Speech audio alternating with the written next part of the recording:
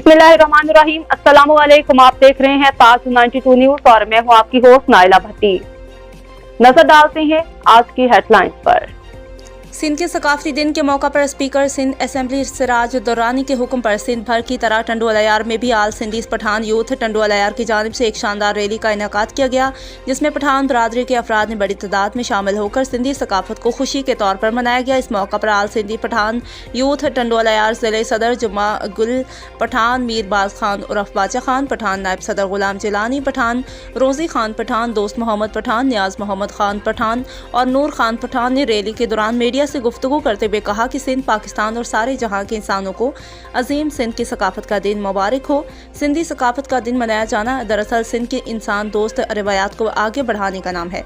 सिंध इंसानी हुकूक के अजीम अलमबरदार शाह लतीफ सचल सरमस्त और लाल शहबाज कलंदर की धरती है। सिंधी सकाफत और तहजीब, इत्तेहाद, मोहब्बत और इंसानी एहतराम की सकाफत है। सकाफत अपनी धरती से जुड़े रहने का नाम है। पाकिस्तान की सकाफत मुख्तलिफ सकाफतों का गुलदस्ता है।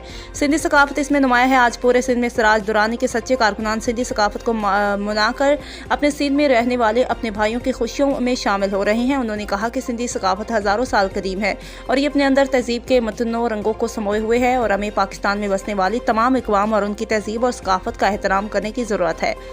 ये अमल पाकिस्तान के इस्तेहकाम, ज़ामिन और मुल्क में भाईचारे के फ़रोग़ का सबब बनेगा। सिंधी सकाफत दिन मनाने के ज़रिए हम पूरी दुनिया में सिंध की तहजीब को मुतारिफ करवा सकते हैं और साथ ही अमन व आशती का पैगाम भी फैला सकते हैं। आज हमें ये अहद करना चाहिए कि सिंध में बसने वाले तमाम अफराद पाकिस्तान, खासकर सूबा सिंध की तरक्की और भाईचारे के फ़रोग़ के लिए अपनी तमाम सलाहियतों को बुरुए कार लाएंगे।